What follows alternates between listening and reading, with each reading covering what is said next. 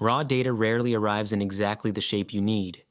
In Stratum, you reshape it with formula columns, new variables defined by an expression that you can come back and edit any time.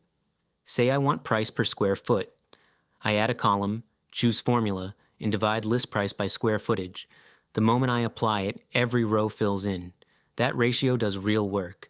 Dividing price by size strips out the size effect, so a small condo and a big house become comparable.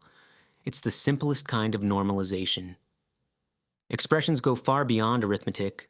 Stratum ships with over 100 functions, math, text, dates, binning, statistics, and they're all here in the function reference, so there's nothing to memorize.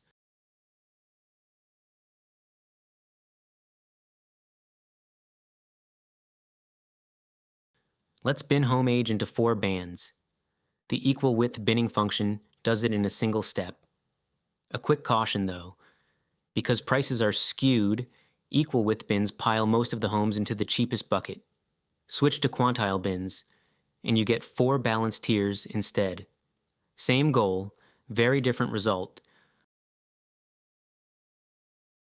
I can also turn an ordinal label into a number, mapping poor, fair, good, and excellent to 1 through 4. Now, condition is something I can actually model.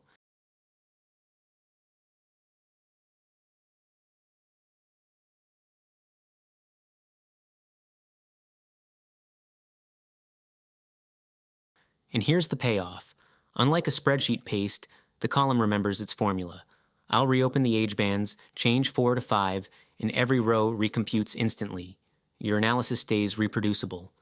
Anyone can open the column and see exactly how it was built. One more, wrapping a variable in a z-score standardizes it to a mean of 0 and a standard deviation of 1.